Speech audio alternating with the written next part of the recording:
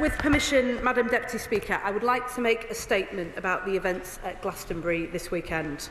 Members of Parliament will have seen, as I have, the appalling and unacceptable scenes at Glastonbury on Saturday, where chants of death to the IDF and river to the sea, amongst others, were broadcast to the nation.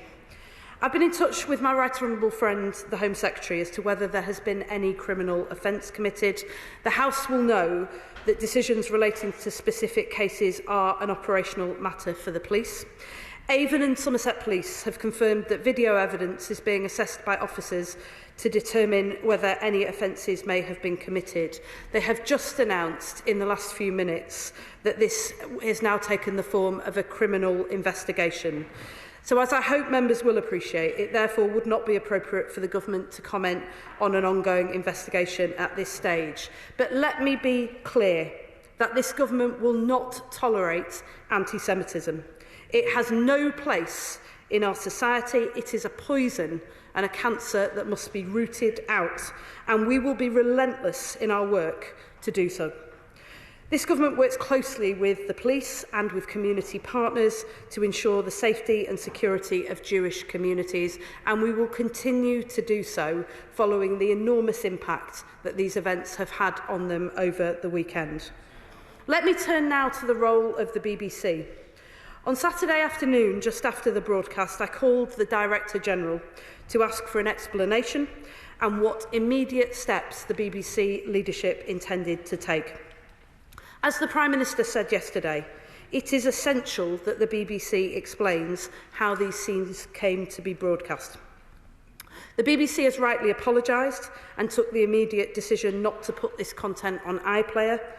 I welcome that.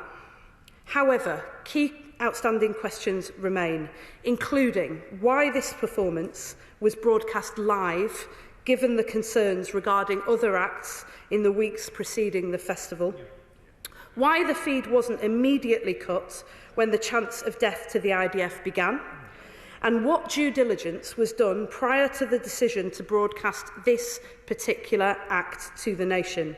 I expect answers to these questions without delay.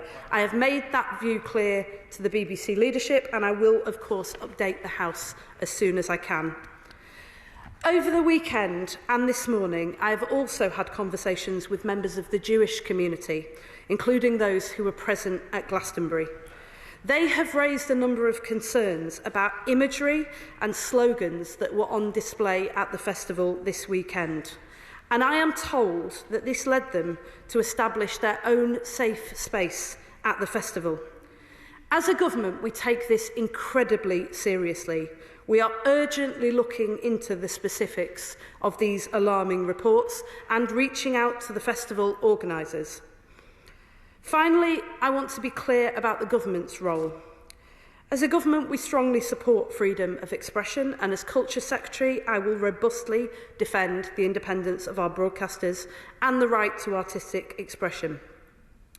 But we do not accept that incitement to violence, hate speech or anti-Semitism is art.